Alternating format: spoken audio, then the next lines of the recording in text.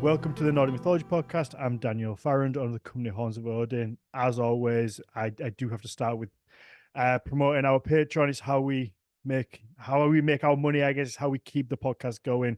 I say make money. It's how we keep the podcast going. It goes literally to everybody that helps out behind the scenes. There is quite a bit of cost that comes with doing this kind of thing and trying to do it well, as my guest today will understand, running his own. You know, it's one of those things that there are a lot of stuff behind the scenes, and the Patreon is the only revenue stream we have. So if you can take a second to go and check that out, it's Patreon/Nordic Mythology Podcast. You get multiple bonus episodes pretty much every week. You get a Q&A after the main show, which is always a lot of fun because the patrons have a ton of questions that I've missed. There's always a little something that maybe I've missed or overlooked that they get to ask after. It's literally just like an extension of the main show.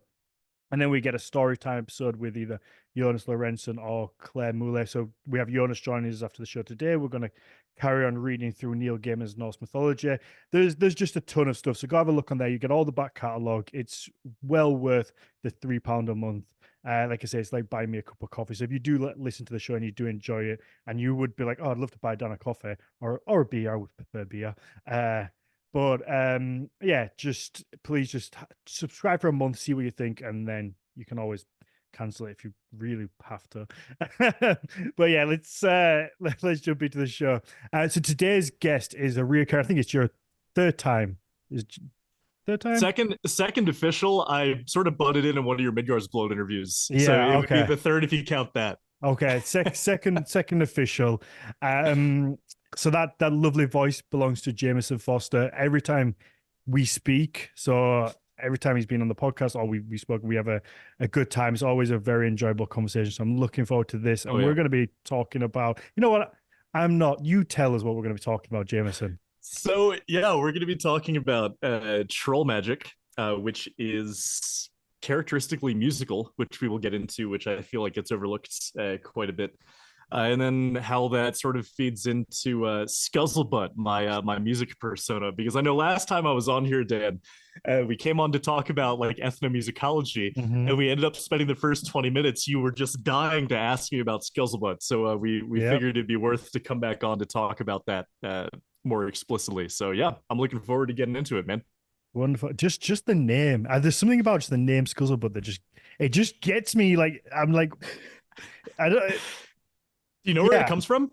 No, where's it from? Okay, so because I can't take credit. So okay, I feel like I've heard you before, or like heard that phrase before. You have, especially we're in the same generation. You've definitely heard it before. Okay. So just to build it up, I live in Colorado. Oh, South Park. Yeah. South Park. The very second episode of South Park, there's Scuzzlebutt, the basket weaving Bigfoot character. Oh, right. Yes. And his leg is Patrick Duffy, the actor. Oh my God! Yes, I remember now. Yes, I love South Park. Yeah, it's very much a favorite of mine. That show raised me for better or for worse. I mean, I had great parents too. I don't want to make it seem that like South Park was a stand-in for good parents, but Trey and Matt just raising a whole generation. And then also they both graduated CU Boulder, where I go now, so they have a whole, really? Yeah, okay. So they have a whole shrine at CU Boulder. But the reason I picked the name is just because it's sort of like it's a funny conversation starter. If you go and listen, or if anyone watches my very first live show I did is Scuzzlebutt, the video opens with people laughing at the name. And I like that happens because it's sort of like, I feel like it just creates like a more welcoming, I don't know, cozy atmosphere to sort of like have a name that's, not like Ragnar Odin's son or something like that.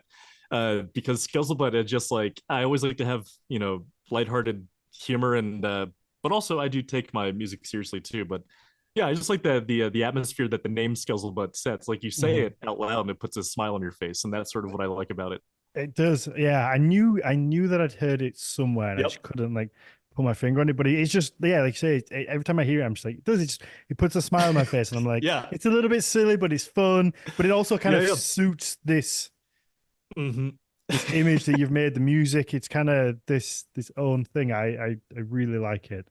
Yeah, and like the whole thing is mixing like Nordic and Americana, stuff, and just the idea that Scuzzlebutt roams these hills that I live in Hmm. has just always been pretty evocative to me. But actually, more specifically, is if you remember the plot of that episode at all, what grips me about Scuzzlebutt isn't so much the basket weaving or the celery for a hand or Patrick Duffy for a leg. It's more like uh not to get like too about like personal life or anything like that, but I've always felt like sort of an outcast, as many of the guests on your show do, because we are weird. We're all weird in Hmm. our own little way. Hmm. And if you think about Scuzzlebutt, he was an outcast from South Yeah. Park, and then the thing is, but he was good on the inside. He Yeah. Yeah. actually ended up saving the main characters, but then as payment for that, they shot him in the head. And I just feel like there's poetry in that. Like the scary mountain monster is actually good at heart, Hmm. and he's just misunderstood. But even when he goes out of his way to help people, they still kill him, Yeah. shoot him in the head. So I've always thought that there was poetry in that I liked as well. There is. That's one thing I've always loved about South Park, and I think that my personal opinions is I love the show, and I think Mm-hmm. those two are some of, if not the best comic minds of our, certainly of our generation, just because Yep. of the bravery to attack subjects that a lot of people would avoid, but always be willing to Yep. put a spin on it that Oh yeah. Yeah. makes you think. It's not like they don't just, because they do go after kind of offensive humor, but Oh yeah. Yeah. they do it in a way that you're left thinking, oh my, they've what, they twist it and give you like, make you Yeah. hang on a second, what am I actually thinking, and you question yourself and your thoughts, which I love. Yep. And And that's what Scuzzlebutt did to me. And then also, more importantly, a lot of people like they attack the left a lot, and I'm like, spend 5 minutes living in Boulder, you might understand why a lot of the early seasons are attacking like crunchies and hippies a lot. Mhm.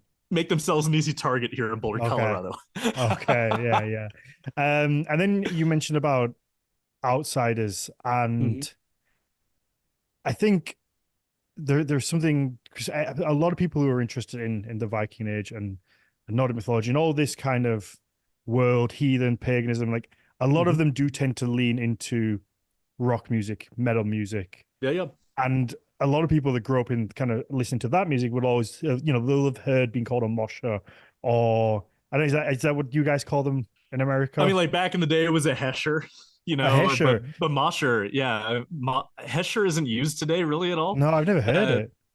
Actually, it's so old it predates me too. I mean, like Okay. I've only heard it written in the stones, Hmm. but like, Yeah. and then very quickly became metalheads. Hmm. There's just something tantalizing about that name.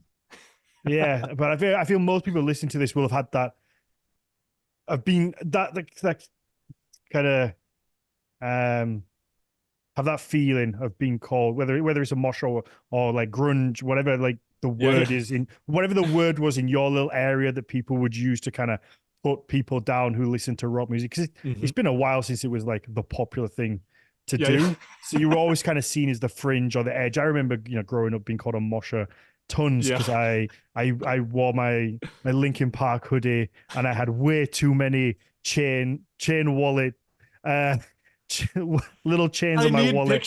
I need Oh my god, pictures of this day. I'll have to dig some out. So I had my Linkin Park hoodie. Sometimes it was the Corn Freak on the Leash hoodie, and then I would have maybe a minimum of six chains on my wallet. Like literally, I think at least six, and one was a legit bike chain that I modified, and it would hang. They would all like hang down at different lengths, This is beautiful. attached to my belt loop, and they were fucking impractical. Like they would get twisted and caught. The bike chain was really stiff as well, because obviously a bike chain only bends like in one direction. It doesn't kind of go and always like most chains. So like it would just get stuck. They'd get locked. But I thought I looked really cool. I'd skate. But yeah, I'd get called a mosher and like dirty and all those kind of things, because that's just Yeah, yeah. what kids did. You're actually bringing me back to a very specific memory in college. We had a guy like that at my undergrad, who always had a chain on his wallet, even when he was doing stage work. Like he would be like a stage hand, Oh, I feel like and that's dangerous. but the thing is, like he'd be up on a music recital stage with a chain to his wallet, and I just remember one time we were watching, and one of my friends is like, does he think someone's gonna steal it from him up there? Like that was It's just he's all it's the alone up look. there. I know, I know. It was the look. It was the look. Like say, so mine will be in the era of when, like I say, we would be Blink. I went Blink were around some 41, that kind of like Yeah, very yep. pop punky Hmm. when that was like really popular. And I don't know, Chain Wallets was just there. It was a thing, and I just took it to excess. We I never had questioned it. you could bring some bolt cutters and cut through at least 2 or 3 chains, and you're still not getting my wallet. It's still there because yeah, That's a beautiful image. I had way too many pants that were way too big that were made to like go over because I used to rollerblade as well. So like Yeah, yep. I got teased for that rather than skateboarding. I was a blader, so I was getting bullied all over the place. There's some deep lore here, Dan. I know there is. Yeah, no, but I loved it. Yeah, yeah. But the whole, to go back to the actual point was Yeah, that yeah. most people that listen to this will probably, I imagine, have been in that kind of camp and felt as Hmm. the outcast. So Yeah, yeah. it does fits into that thing because usually people I would say like because sometimes often the people who look the quote unquote scariest Yeah. they're often the nicest by far. Like most people who are Yeah, into this that stuff tends are to be. just Yeah. yeah. Well, most people who are into metal rock, they're just lovely people. You get the odd asshole, but most people are Yo, just we try. yeah, for sure. Yeah, most people are just very lovely and sweet. So I think that fits into Scuzzlebutt. We're all a little bit of Scuzzlebutt. Exactly. Yeah, that's sort of what I'm getting at. It's sort of a way to own it. What's that Tyrion Lannister quote that you wear your weakness as your armor or something Mm-hmm. like that? It's sort of like uh my way to just show that I don't take myself too seriously before I even start playing, right? Because Yeah, no one who names themselves Scuzzlebot is gonna take themselves seriously. You know what I mean? So yeah, it's all about sort of first impressions to me. But then also, I very much relate to Scuzzlebot just feeling like I live in the hills. mm-hmm. Yeah, Yeah, just covered in dirt. mm-hmm. Yeah. I still got to pick up basket weaving.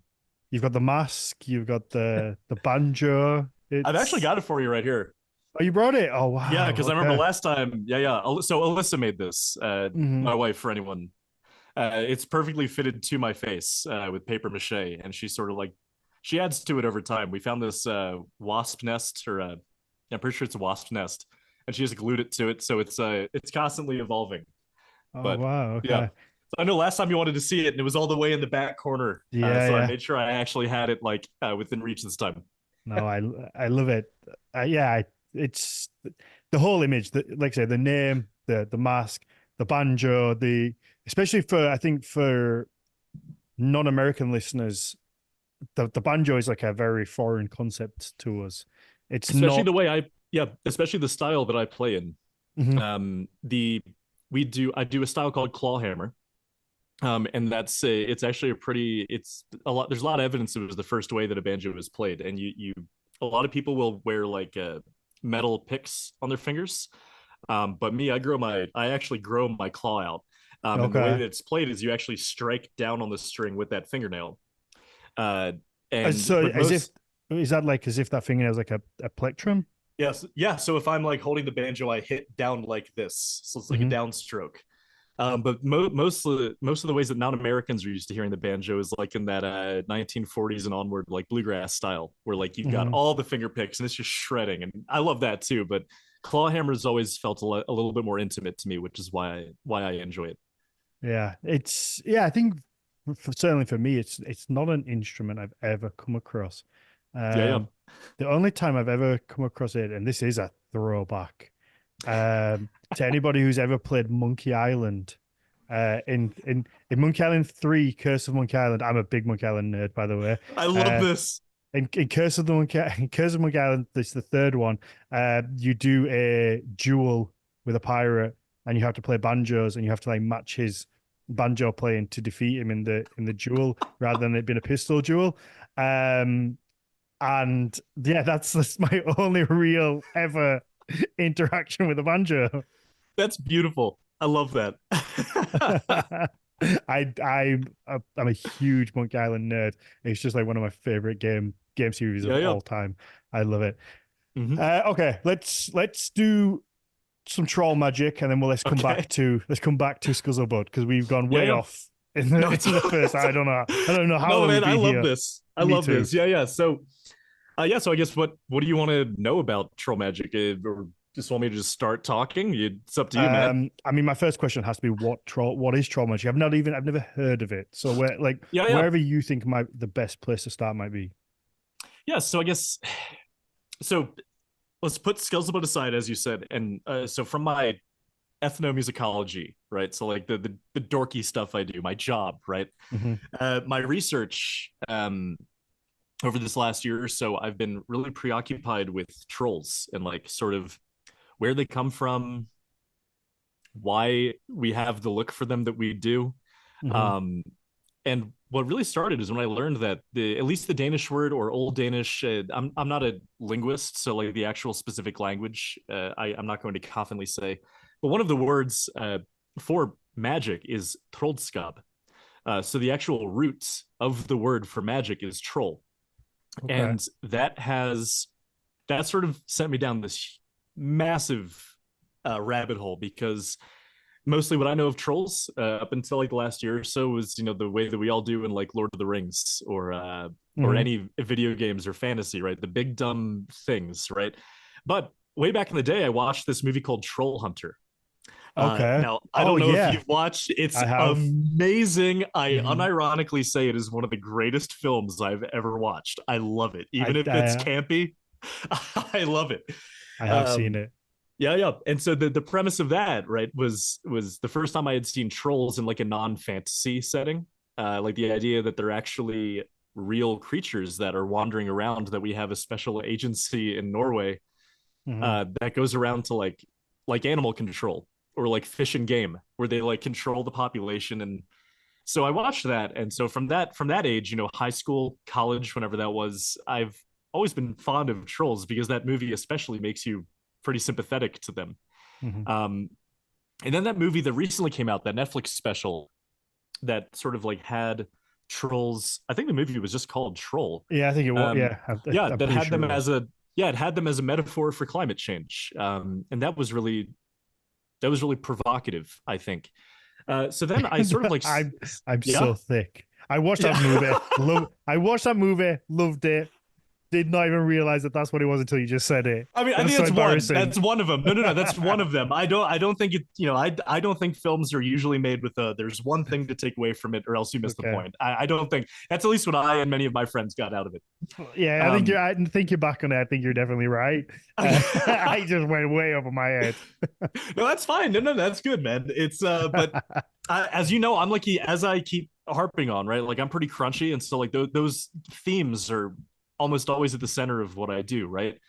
And then so I started picking Matthias's brain about trolls, and Matthias sent me over to this book from an academic you're probably familiar with, John Lindau, Hmm. who Yep. actually wrote this book on a social history of trolls. Um, and so I grabbed it used and I read through it, and I just found out that not only did trolls go back at least 1,000 years to the earliest written record we have from Scandinavia, but from the very beginning of written record, trolls are associated with wilderness. Yeah. The earliest encounter with trolls is a man is walking through the wilderness at night, and the woman, it's a troll woman, is the very first troll, and she says, "What are you doing in my domain?" And there's this, you can read the book, and there's this whole implication in their whole conversation that the wilderness and the unknown and the other are the domain of trolls, while the domains of like order and civilization are the domains of humans. And so this, just to sort of like make a long story short, over time, like this eventually what leads to trolls actually being deeply associated with witchcraft and magic and sorcery is because these are all forces of disorder. Um, and then when Christianity comes through Scandinavia, trolls go from being this like animist force, like these personified nature, I guess would be the best way to put it, wilderness personified. Their identity gets a little simplified down to just being devils, down to being like as specific as they are fallen warriors of Satan's army that fell into the wilderness. So over time, just by the Middle Ages, trolls go from these other, right, like these cryptids, these supernatural creatures, into being just another word for a demon or a devil or something like Yeah. that. Okay. And so over time, if you were to be practicing magic, you would be fraternizing with trolls, or you would be, the word utiseta is you would be waking the trolls at night um, to practice witchcraft. And so from the Middle Ages onwards, there's a very strong association between not only trolls and wilderness and trolls and nature, but trolls and witchcraft and magic as well. Mhm. Is And that then, link? yeah, yeah. Is that link between magic there pre-Christian, or is that something that comes in? I'm pretty sure it is pre-Christian, but I would have to go back and give it precise. But I can confidently say that it was pre-Christian, Okay. because then that's also one of the reasons potentially why witchcraft starts to just one of the reasons why witchcraft starts to become so much more strongly persecuted in Scandinavia, is the association with trolls, which are now not only are they personifications of wilderness and of magic, they are also personifications of heathenism. Trolldom Okay. is the word for heathens, right? You practice trolldom if you worship the gods or something like that. So there's already that real tension between like civilized society and trolls that just gets more and more exacerbated and antagonized as Scandinavia becomes a part of like Europe, it becomes Europeanized. Mhm. So that's a very interesting relationship there between trolls, heathenism, witchcraft, non-Christian practices. And then we're this just if I real quick, yeah, I know I've been going on for a minute here, but that's what really caught me is that trolls are associated with witchcraft and paganism. Uh, and then at the same time, so is music. And this is really interesting, specifically Okay. fiddling in Scandinavia. Um, the Hardanger fiddle, the oldest Hardanger fiddle we have is from the 1620s. It has a troll carved into the headstock of it. So where a normal violin is a scroll, that's why we call it a scroll. If you look at this fiddle, it's a troll. Um, and music also starts to become very heavily associated with witchcraft and sorcery as well. And by the 1800s, fiddling in particular becomes highly persecuted by the church in Norway, in particular. So I could get more into that, but I want to take a break from Gavin just to let you sort of respond to anything I've said so far. Um, I don't know where to start. Yeah, I know. I sort of just Well, vomited out a whole bunch. Yeah. no, no. Okay, where I'm just gonna do what I always do and where my Yeah, brain yeah. goes straight to, which was fiddling. Yeah, yeah. Because I never knew that I was persecuted, but Hmm. I've heard of, want for a better term, Hmm. in the UK. I don't know if it's the same for other places. Hmm. You would say if somebody was maybe, call a spade a spade. If someone was a paedophile, Yeah. you would Okay. they would sometimes be deemed to be fiddling kids, Yeah, yeah, or yeah. like that's a term that would be used, like you Hmm. would be to like fiddle somebody, Yeah, yeah. or even like fiddling the Hmm. books. You're Yeah, yeah. like cooking the books. You're kind of messing about with it, being a little bit being unlawful with it. And I Hmm. would just wondered whether I could have gone with fucking fiddling the books, couldn't I? Why did I have to go with the kid one? You're good, man. I don't know why. I don't know why I went there. Could have could have just You gone just with the get, easy yeah, one. man. Just follow your thoughts. I should have just gone with the yeah. You could have just done with Hey, man, we're all that. friends here. We're all friends here. We know we the best in each other. But yeah, so fiddling, Yeah. fiddling has always been Is there a associated with, link? yeah, so fiddling has always been associated with debauchery. And if you think about it, the devil and fiddling has always been one and the same, right? Devil went down to Georgia here in the States. Um, the idea that you play the devil in a fiddling contest, right, to save your soul. There's a whole bunch of, I can take an entirely ethnomusicological perspective and say that the fiddle most likely came from Muslim kingdoms.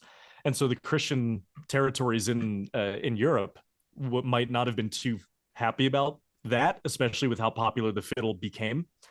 And so that could be a very likely origin for why the devil or why the fiddle in the Western world is so associated with just being unchristian or sort of fraternizing with the devil. And I think that's where the connection came up in Scandinavia with trolls, because if trolls are the stand-in for the devil in Scandinavia, and fiddling is still associated with, sinful behavior, it makes sense why fiddling would become so intertwined with trolls. But then they also share that same practice where trolls are also very musical.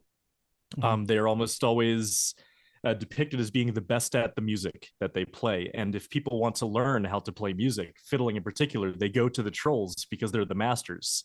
So there is this weird web that is tied between magic, music, paganism, and trolls that are all wrapped up into this network of debauchery. And that's why this has just been really fun for me to explore, is how music might be like the original troll magic in many ways. What exactly is a fiddle? Because it's just the casual word for violin. Okay, that's what I had in my head, and I was like, but is it something else specific? Like, am I missing something? So you can go a few directions with this. The cynic in me wants to say that proper society in Europe wanted to have a term to differentiate proper violin playing from fiddling, right? Okay. So fiddling is for the lower classes, the unclean. It's very improper.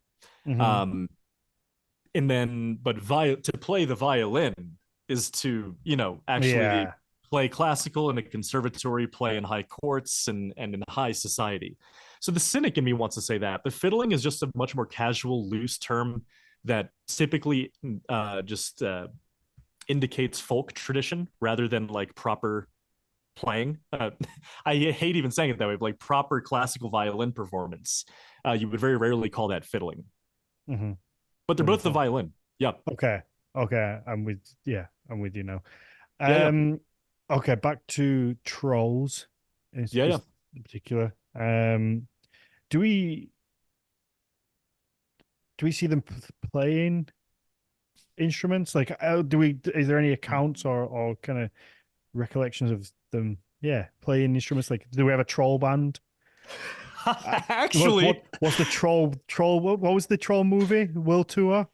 Didn't that come out during COVID?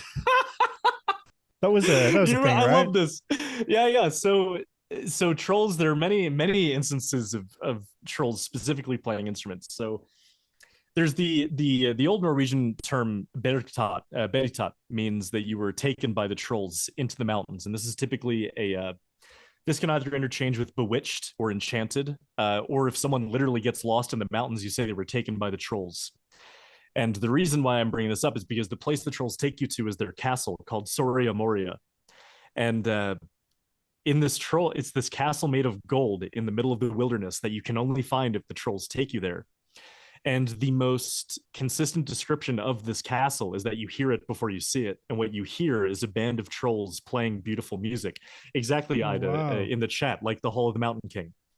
I was thinking of Gilgamesh from Smurfs. That's where my head went.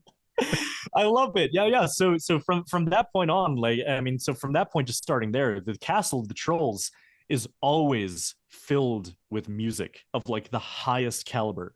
Music that is so enchanting that if you are lost in the mountains, you follow it so that you can find your way, and you end up at this castle.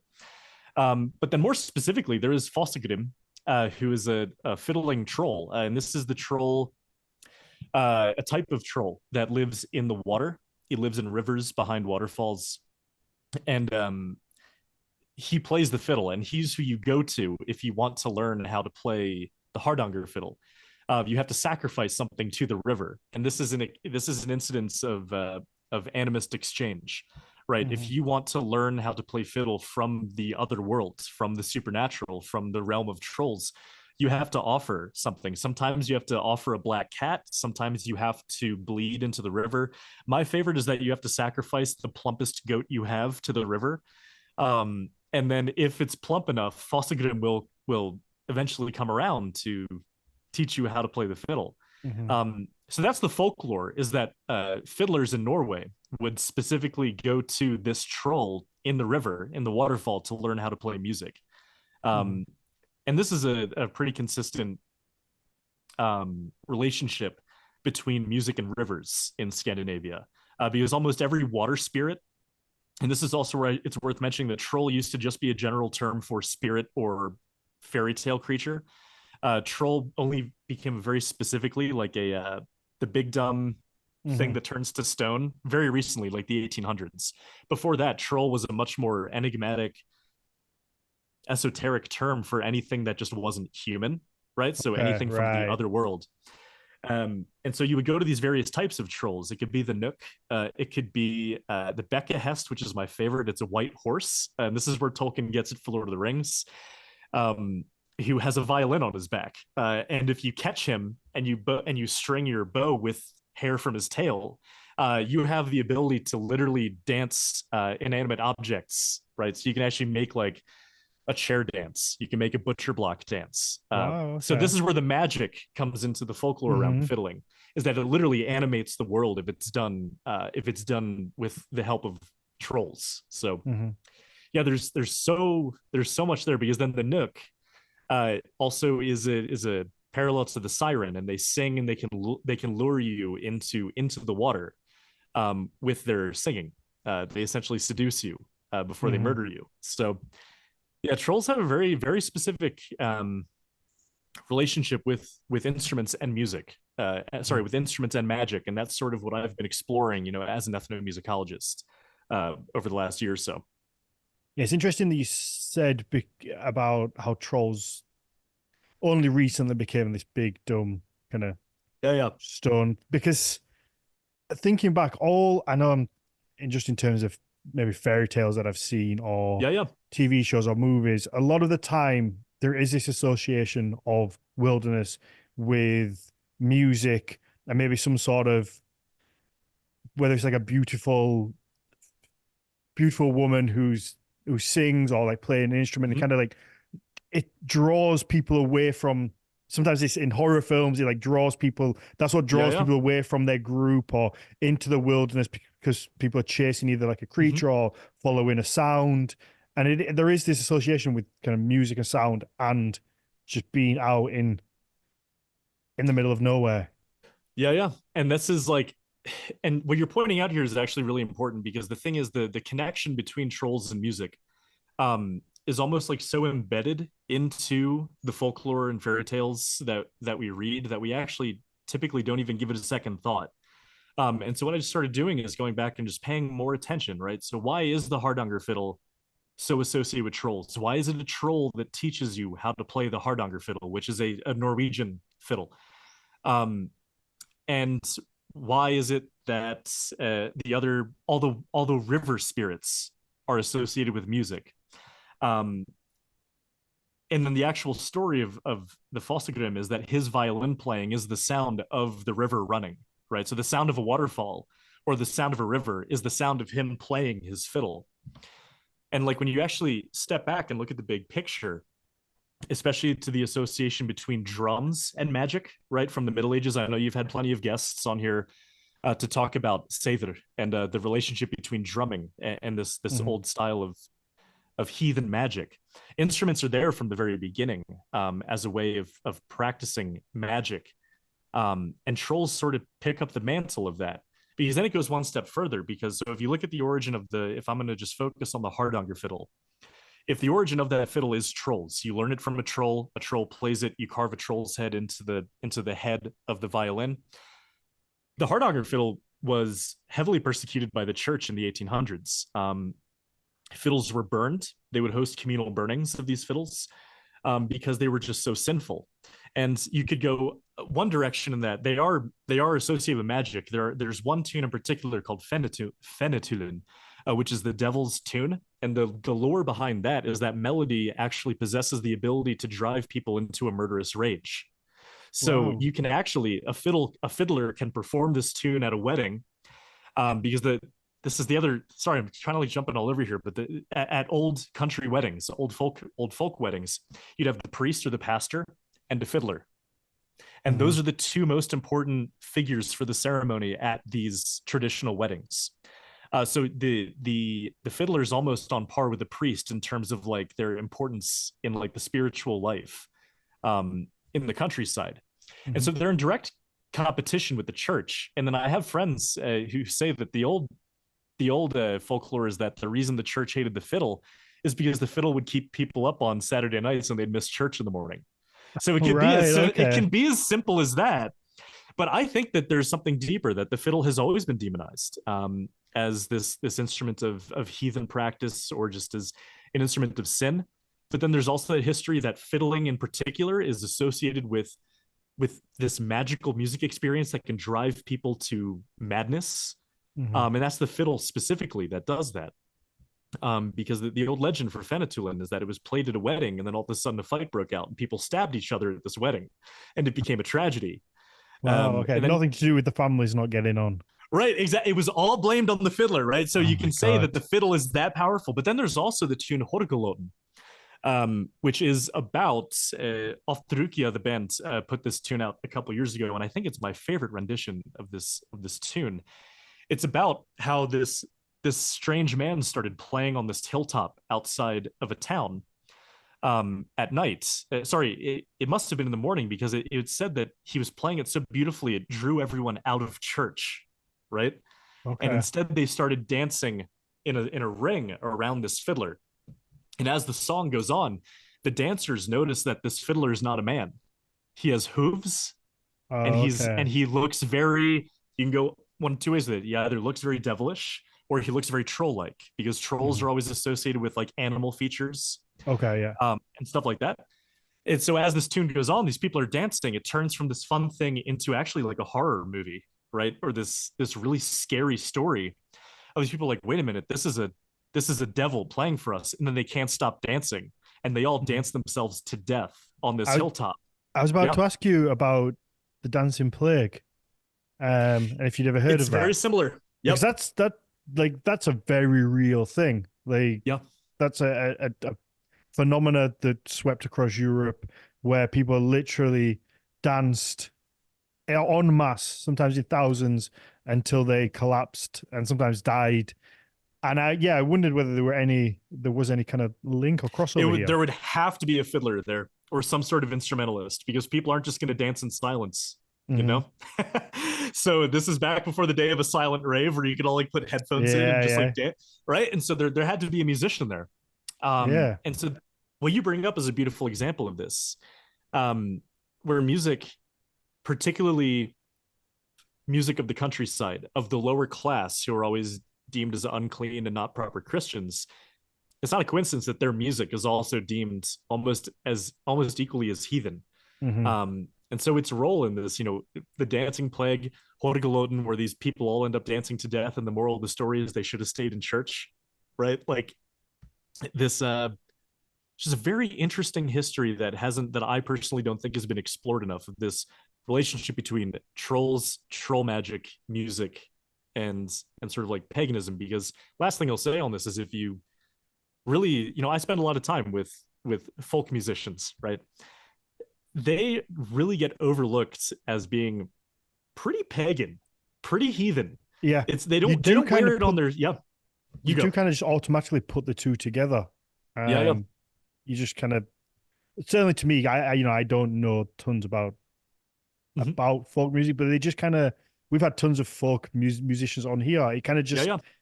fits into that space. Yeah, because traditional, sorry, I'm getting my words tied. Folk traditions are the closest thing we have to actual surviving heathen traditions from the Middle Ages and before. It's not perfect, it's not unbroken, it's not uninfluenced from the time period that it's been around, but folk traditions are called as such for a reason. And that's because you can get into the complications of the term, but just, to put it simply, um, the folk traditions are just way more pagan than people typically give them credit for. Hmm. Um, a lot of times, fiddling and folk music is seen as like grandma and grandpa music, and like a little corny, a little cheesy. But if you actually look underneath the hood, and this is sort of a drum that I've been beating for a very long time, as someone who is a traditional folk musician who's also in very much in this pagan music scene, there's just so much more overlap than most people realize. And I look forward to a time in the future when people sort of see that shared experience more. Hmm. Wonderful. Um, I saw a comment in the chat that got me thinking. If we go back to the wilderness and this association with music, Yeah, yeah. I was trying to put myself, let's say, 1,000 years ago, or Hmm. 1,500, or any time in history, and how quiet things must have been, because we obviously have the hustle and bustle and the buzz of cities and towns, and it's very rare that we kind of just get out into nature completely away from anything. And Hmm. I'm thinking, if you do get in that position, then the sounds of nature, of the river running, of the birds singing, of the animals Hmm. rutting, and just that kind of natural music, I guess. Because Hmm. what else would people have to listen to? It would be so much Yeah. quieter in everyday life that you'd hopefully pick up on those things, maybe.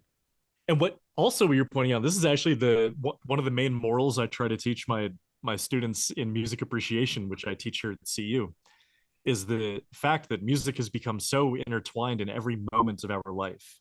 You get gas, music's playing over the speakers. You go grocery shopping, music's playing. You go to a shopping mall, music is playing. And we sort of take for granted how new that is, to actually have music everywhere. Yeah.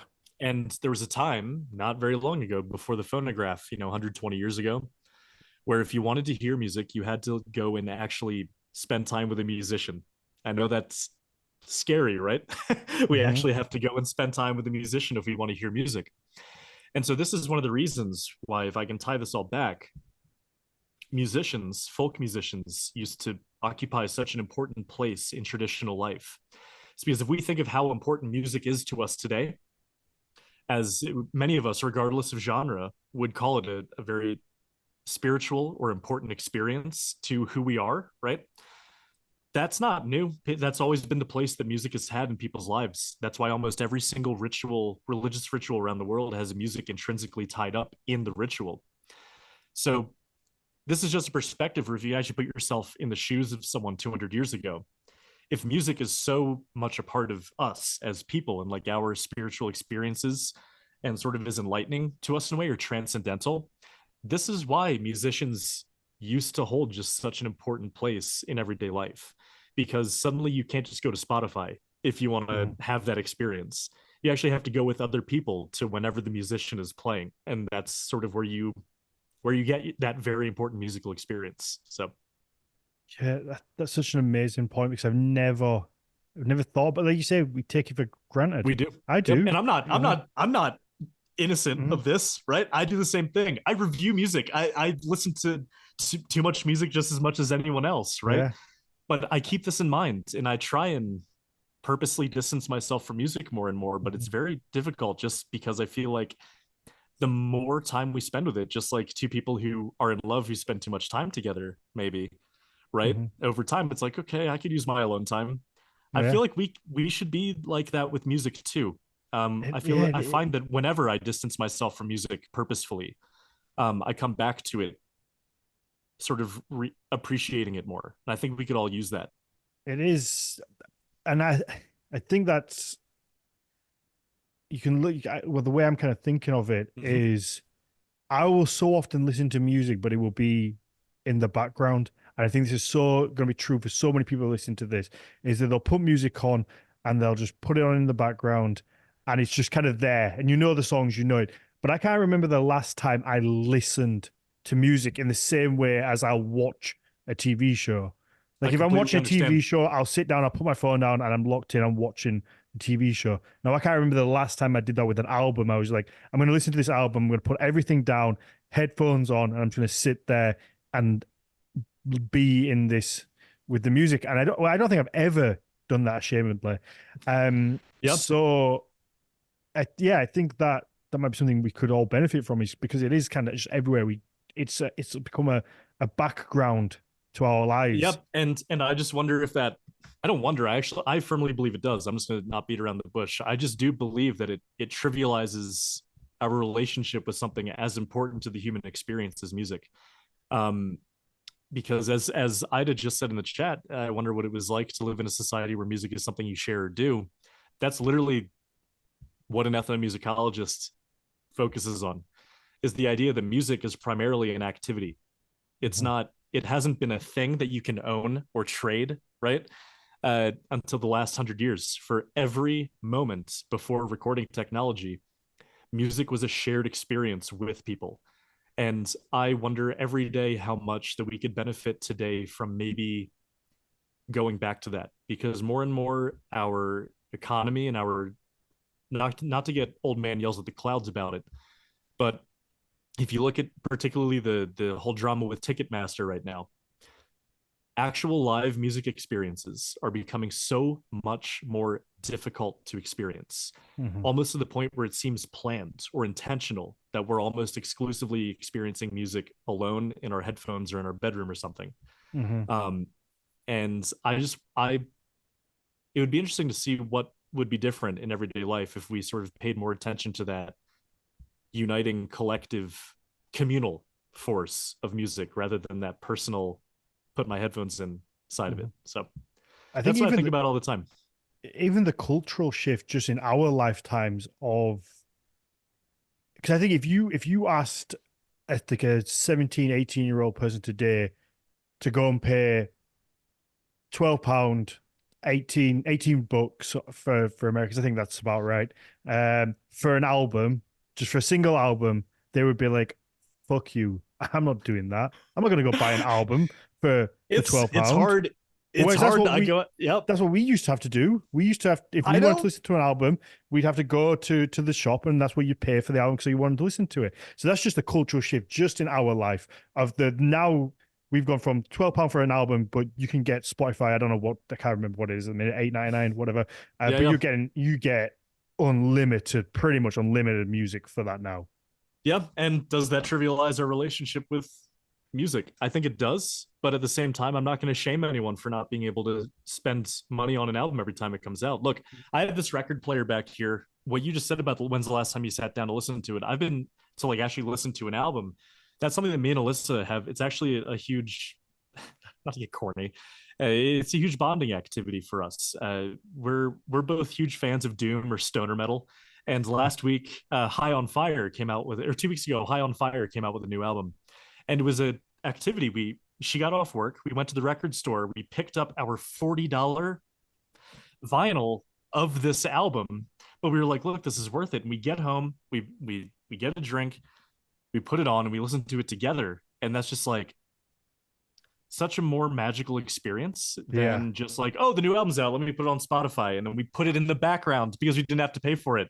That's exactly, Right. yeah. Which is what I do. And I do with an artist that I like. I'll be like, I oh, an know album's out. I'm really excited to listen to this. Let me listen to it whilst I'm working and not it's really hard. paying full attention to it.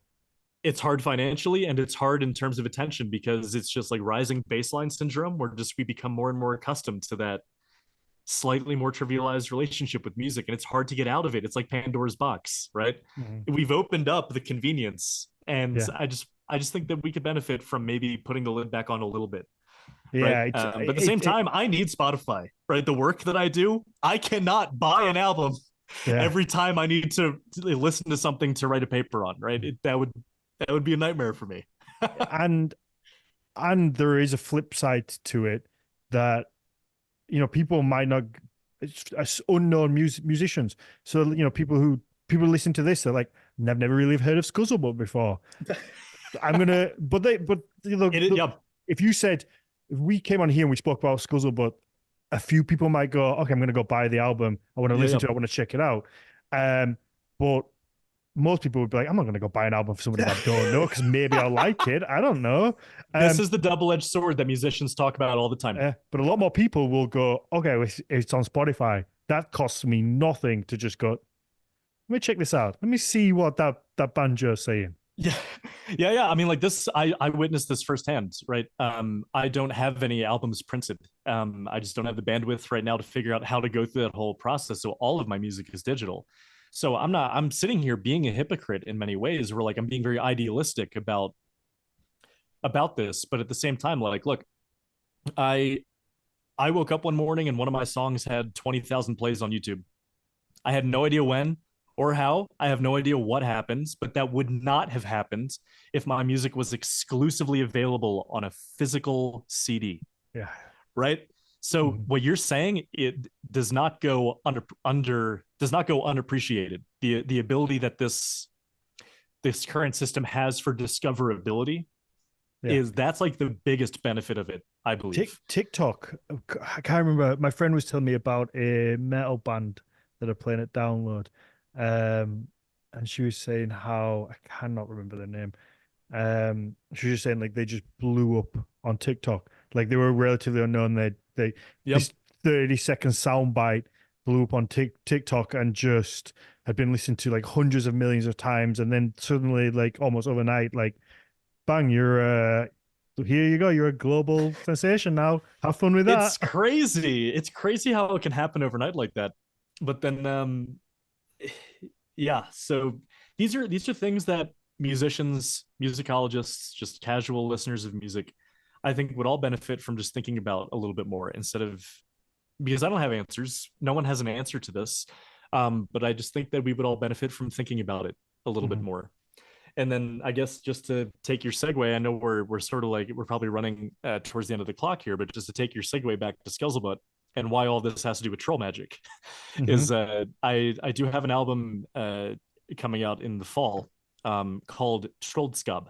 This is my first time I'm actually announcing it. So Oh, nice. Oh, so there we thank you, go. Dan. Yeah, and Thank you. yeah, of Thank you course, for yeah. And so the. the whole point of this is sort of like taking that hybrid that I do between American banjo and playing style with my experience playing Nordic music and paying more attention to how music might be able to communicate that supernatural element of troll magic. You know, if I were to sit down and play music and deliberately try to make it into magic or spells or something like that, what would happen? And this album is sort of the product of me experimenting with that.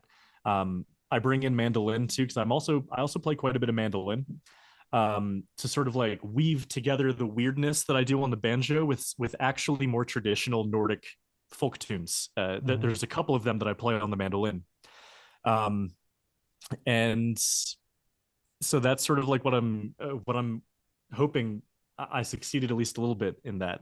And then the first single that's going to come out as the promotional run is actually going to come out on the solstice in June, and that is actually my version of Horgeloten, where Oh, nice. I will actually be singing that tune, and I play it on the banjo. I do believe it'll be the first time someone's played Horgeloten on a banjo, and so that'll be available on the solstice in June. Oh, wow. I look forward to it. Yeah, man, But yeah, music is without doubt, like spellbinding. 100%. It's so easy to see that connection between music and magic, and it put in a spell on you because it just invokes emotion Yep. like nothing else. And I bet especially more if if you've seen it live, there is a complete difference between live music and listen to music. So I back, just saw High Long at Red Rocks, man. You're oh preaching to the choir. That was yeah, I like, bet. I still can't even process how amazing that was. I bet it was. I bet it was. Yeah. So you know, you if we're talking historically, you would only go and see music live. So you're getting this Mhm. other kind of level to it. And so you have to listen to it in the moment. You can't go back and listen to it after. You have to Exactly. appreciate it. You can't get your phone out because your phone doesn't exist. So you're locked in to this moment of just appreciation, and it does pull at emotions like not I can't think of other thing. I can't really think of anything that has the effect that music does. And I think sometimes we underappreciate how invasive sounds can be because Oh yeah, yeah. whilst they're not like I think we tend to assume t- tend to associate invasiveness with like physical touch, like somebody like grabbing you, touching you, that kind of thing. Whereas Hmm. music, like you don't have a choice. It's if somebody's playing good or bad music around you, it's in there. You're having to listen to it, and it's there.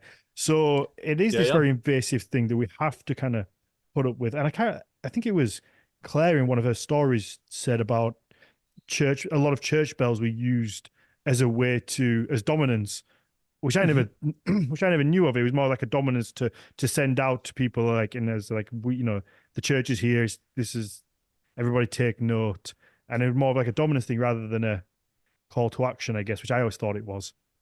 Yeah. Also, it's very deliberate that trolls and folklore hate church bells. Oh yeah. So that's an actual thing where trolls hate bells because of the church. And if any of you have watched, if anyone has watched the show Hilda, it's a kids show, but I love it. It's just such a beautiful show. It's very heartwarming.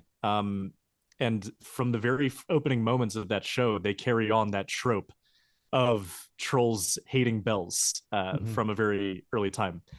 Um, so yeah, and what you're saying, the invasiveness of music, and look, I could, as an ethnomusicologist, I could go through so many traditions around the world of music explicitly being magic and explicitly being healing. But that would actually just be, I think that'd be redundant. It's actually more remarkable when a culture doesn't have music that occupies that space in communal and personal life. As I said, there's a very specific reason why music is present in almost every single religious practice around the world. It's very rare to find a religious uh, ritual, ceremony, practice, whatever, that doesn't incorporate music of some kind. And Yeah. if I could, I guess, just tie a bow on this topic with a little bit of wordplay, if you look at the word enchantment, right? What's the root of that word? Is chant, which is Hmm. music. So, Yeah. at the very root of the word that we use to describe the feeling of being spellbound is music, singing. So, Hmm. these are aspects of music that I think have just been lost as music has become an industry and an economy. Um, and but I think that's why going and experiencing music live with other people is so important. The first prayers were psalms, songs, as Jennifer points out in the chat, right? It's one of these things where like it's right there, it's right in front of us, it's all in front of us, but we've stopped sort of we just have started overlooking that aspect of music as it becomes, you know, at the risk of beating a dead horse, as it becomes trivialized. We sort of started to overlook here in the Western society that we live in. Um, it's very unique to us that we have started to overlook this aspect of music. Hmm. Yeah, absolutely. Because it does, like I said, it whips up and evokes emotions in all directions, Mm-hmm.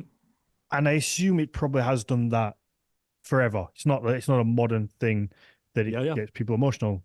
So it's so easy to then see the link between that and magic, Yep. because even the one example that just comes to mind would be, was it Woodstock '94? Was it '94 when they had the big riot? Was it Woodstock? Oh, that was 92, the 90. 90s one. That was the night. Yeah, yeah, yeah. The 99, not It 99. was 99. No, I don't know why I went 94. 99. No, it's But good, man. Yeah, 99. you go into that and you look at the Limp Bizkit set and like the riling up people into pretty much acting in a way that they probably wouldn't normally have acted. And yeah, there are other factors like the organizers not giving enough water and people becoming frustrated with like Yeah, yeah. the care that was given. But it just, the music was kind of the tinder that set off Mm-hmm. this riot. And you can look at that and from an outside perspective, especially if you put that back 1,000 years ago, it's easy to go, oh my god, that music was magical. That music was Yep. brought by the devil and made these people act in a certain way that they wouldn't normally act. And it's easy to kind of look at how people would have explained it that way. Yeah, I mean that's we're rounding right back to what I said about fiddling. It has a very unique way that it has affected people in Europe, um, that the church has not liked, and for that reason, I say let's do more fiddling because it if it pisses off the church, I think it's worth doing. Because any music is typically one of the first things that's regulated by the word fascist has just become so overused, right? I just wonder if it even means anything anymore. But I guess what would the tyrannical, anything that wants to control you, one of the very first things that they control is what you listen to in terms of music. Mm-hmm. This is just a fact that goes back. You can even talk about the Sami, right? I know you've had many Sami guests or a few Sami guests here on the channel.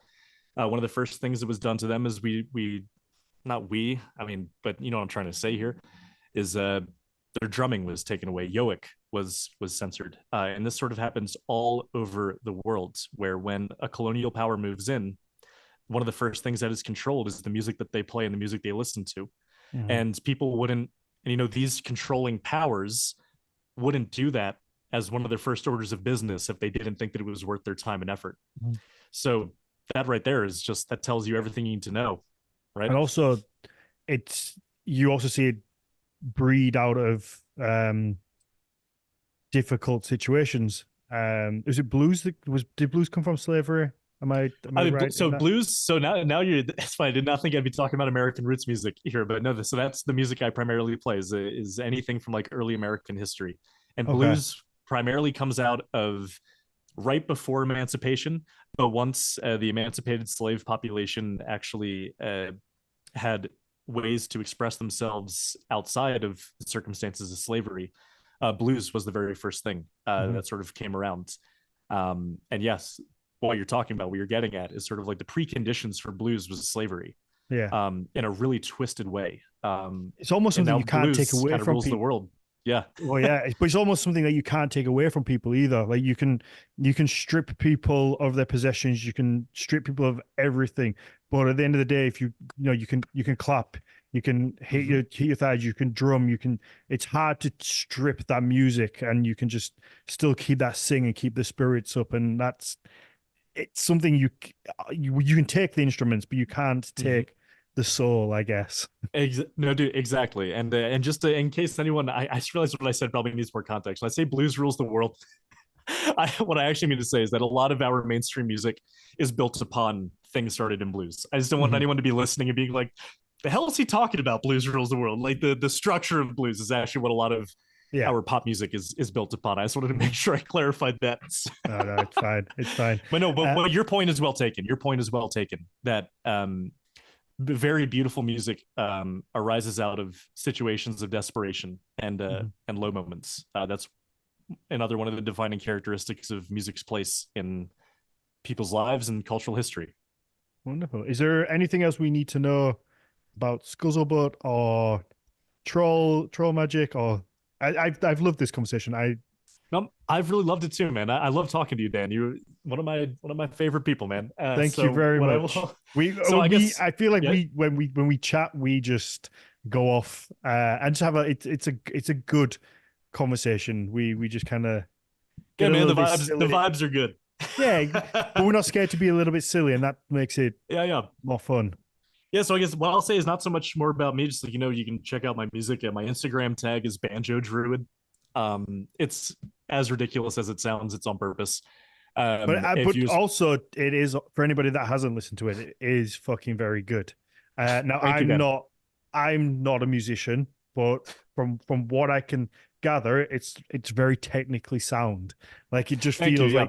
like like because I think it's a very brave thing to take two pretty separate genres, two separate kind of like styles, to then be able to mash them together, but be able to mash them together in a way that sounds good. um that takes skill. You can't just And take two things and just like hit them together and be like, oh, you two are you're just gonna sound good together. You have to and have that. bravery. You pointed that out. I will say, staunch gatekeepers of traditional banjo really do not like me.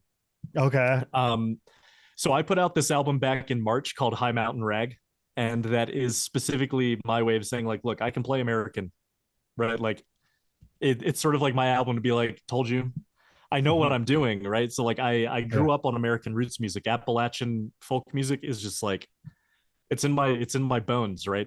And so that whole album, even though there's like not a hint of Nordic in it, the reason I did that album was because I needed to, I guess, get it out of me that like, look, I might be doing something weird here, but I'm not mashing two genres together that I don't understand on their own, right? Yeah. So High Mountain Rag was sort of, not that I ever feel the need to explain myself to gatekeepers because they're just the most miserable people on earth. Um, but like that was more for me to be like, I can play traditional American banjo. I just don't because Mhm. it's been done before, and I'm trying to do something that's more true to myself. And so High Mountain Rag, if any of you are interested in listening to more traditional Appalachian banjo, that that album is there. And my buddy Chris Welsh from Sun and Moondance, who you should have on this podcast, by the way. I'll get you two in touch. Yeah, do. He's phenomenal. He plays jaw harp on High Mountain Rag, the actual tune. There's the song High Mountain Rag on it, and I love working with him. He's such a talented musician. But that's really the only pagan thing on there is like banjo and mouth harp. But yeah, so that's more traditional. But I do really appreciate you saying so, because it does take bravery to do something that is not to like self-aggrandize, but you get your fair share of flack when you try and do something off the cuff, right? Because you have the people who are really staunch traditionalists trying to convince themselves that you actually can't do this because you don't know it as well as they do. And my trap card is I'm an ethnomusicologist. Like, this shit doesn't work on me. Sorry, I don't know if I'm allowed to curse, but just sort of like rolled out. So it doesn't work on me because ethnomusicology studies people who act like that. And I understand their behavior more than they do because it's what I study, right? So I understand how gatekeeping and traditions work and all of that. So I do let it roll off the shoulder, but I really appreciate you saying that it works for you at the very least, because I love Arjuna. I love this new Nordic pagan stuff, and I wanted to think of how to use my own musical background to express that as an American. So I always think it's a little forced when Americans try and do the Nordic thing. It can work. It does work. Chris Welsh, who I just said, does it very well, but I've always felt like that wasn't for me because I'm American, and it's worth experimenting with. How can I express the ideas through traditional music? It's how all new amazing things come about, by just people having the freedom to try and experiment with other stuff and mix it with what they know and kind of just create something new. That's how all the best things. That's American music. That's American music. Look, I'm the first person to just take the piss out of America. I'm the first person to I'm a patriot, but I'm a healthy patriot. Where I think the best way to be a patriot is to just really take the place you live to task when we do things badly, right? So, but the one thing that I will say is that the one thing that I think the States has done right is how to actually mix cultures musically and see what comes out. And, we've got bluegrass, ska came out of the Caribbean.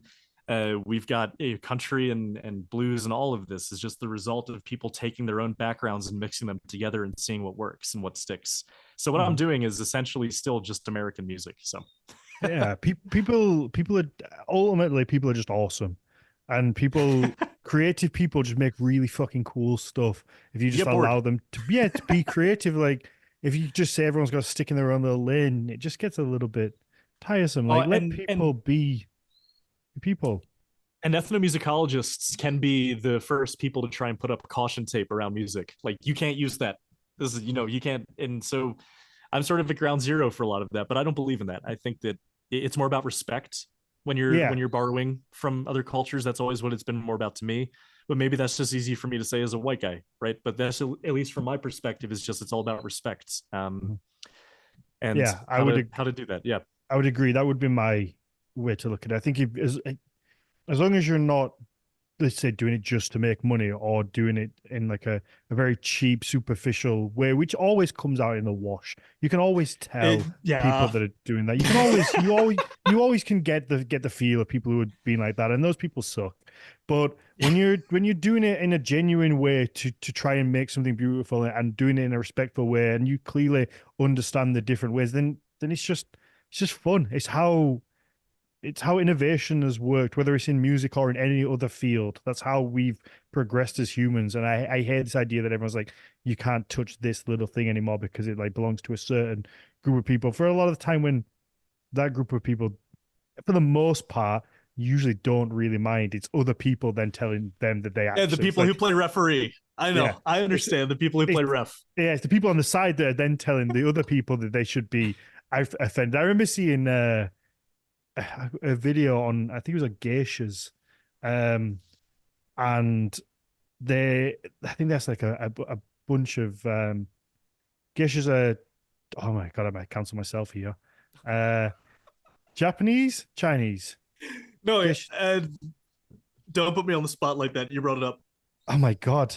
Somebody help me out in the chat. We're gonna have to edit this out. Because if I took a minute, you got me on the spot. I don't want to. I'm almost You know, never mind. You brought it up. Get, Yeah, thank you. I wanted to say Japan, Japanese. but I was like, I'm not so going did down I. with you, Dan. That's the terrifying thing is that Japanese was 100% in my mind to start with, and then I panicked. You second guess because you're on a platform. You're on a public platform, and you're like, wait a minute, if I screw this up, I am boned, right? Exactly. But I remember watching there was a little video on Geisha in Japan, and like they were speaking to a bunch of ladies about their thought. I think it was Katy Perry that maybe dressed in like a yes, I'm remembering this. I'm remembering this. Yeah, and everybody, there was like the referees, you call it, were all like, "Oh my god, you can't do that." And then they spoke to like Japanese females, and they were like, "Oh my god, that's awesome! Like we love like that our culture has been shared and like appreciated. Like this is amazing." And it's like other people are like, "No, you should be really offended." It's and that's also where it's on an individual basis, right? It's like the thing is the referees need to understand that it actually depends on who you're talking to, right? So you'll very rarely find a massive country like Japan having a singular consensus on if something is like. You could ask one person, they'll be like, "That's awesome," and then you'll ask the next person right down the sidewalk, and they're saying, "This is the worst thing I've ever seen." Exactly. There's but there's that what you're bringing up though is very important, where actually those referees I think have the really problematic stance of no, this whole culture thinks this way, or it's like that's weird. I don't think that's how people work. Anybody who's met any people understand that you can't generalize an entire country into one way of thinking. And that's where I think the respect thing helps me, because I play both styles. I play traditional Nordic music here in Boulder. We have a traditional Swedish dance group, and then I also study it as a musicologist. And so at least I think it'd be very different if someone who had no understanding of American or of Appalachian or Nordic trying to do an Appalachian Nordic thing. That's when I would be able to see that a mile away. Like, that's not true. That's not how that works. This is, you're doing both horribly instead of right. But yeah, so, and Dan, I appreciate you saying so. I'm glowing right now. But to actually answer your question of last things to say is, I will just say that I highly recommend this book from John Lindell. I'm gonna pick that up. On anyone who wants to learn more about trolls, but then also more specifically on if you want to learn more about the fairy tales or the folklore of trolls. There is Theodor Kittelsen. Most of you will know his art because between Theodor Kittelsen and Jon Bauer, they are the two most famous painters of trolls. If you look up either Theodor Kittelsen or Jon Bauer, you will immediately recognize their style. But Theodor Kittelsen wrote troll stories down to go with his paintings of trolls. And in his folklore collections, you will find stories about the various troll figures like the Huldra and the Nissa and the Tomte, the forest troll, the mountain troll, the sea troll. Read both the John Lindell book and Theodor Kittelsen's stories of trolls together to sort of understand where and how our ideas of trolls have changed over the last thousands of years, essentially. So for anyone who wants to learn more, also definitely check out the artwork of Kittelsen. It's in public domain, so I'm actually going to be using it for 2 of my singles. Oh, nice. As the album artwork. But usually Alyssa, my wife, does my album artwork, but I got her permission to not. She doesn't care. She doesn't care. She doesn't care. I don't want anyone to be like, oh well, she's controlling. No, she doesn't care. But, she no. So I'm using Kittelsen's artwork for 2. Awesome. For 2 of my singles, but otherwise Alyssa does all the artwork. So those are the 2 books I would recommend for anyone who wants to read up. Or my own video I did over on the Nordic Sound channel on animist fiddling. Also sort of like fills in the gaps more of what we talked about here. Perfect. Wonderful. Let's. Oh no, did I freeze? Your voice is still there though. Your visuals are frozen. But I'm gonna let's wrap this up because I've seen a bunch of questions for you in the chat. So we will let people ask you some questions. Well, did I go? I'm sorry, man. I dropped out. I have no idea what happened. You're back. Don't worry. I'm sorry. I'm right here. We're gonna wrap up because I feel like we could just talk for. We can. Hours. We could. You could set us 2 going, and in another hour and a half, fuck knows what topic we'll be on, but we'll just keep going. And so let's wrap this up and let people ask you some questions because I saw some great ones in the chat. Sounds good. Do you want to give a shout out to people where they can hear more of you, whether it's music, the Nordic Sound channel, follow you, all your bits that you're doing? Yeah. So if you're interested in the ethnomusicology side, the Nordic Sound channel, both the podcast and the YouTube, you can find me there and on Instagram. But then the Scuzzlebutt stuff, as I said, on Instagram at Banjo Druid. Or I am on Facebook. You can look up Doom Druid Scuzzlebutt. I'm on Facebook too. It's just it's a creative outlet for me. It's a lot of fun. So and then also Bandcamp, but I'm also on Spotify and YouTube and all the streaming, despite our conversation we just had, because it's very useful. So yeah, you guys can find me there. Yeah, you have to be perfect. If you want to follow me, it's Daniel_Farrand1 or the business Hans Voden, and then it's just Nordic Mythology podcast across all the different platforms. Please do go and check out the YouTube, hit the subscribe and the little bell so you get a little notification every time we drop a video, but you get to see there's a visual aspect to all podcasts. Like Jameson holding up his mask that he wears. There's that other avenue that you get to see when you watch them. So please do go and check them out. And yeah, let's let people ask you some questions.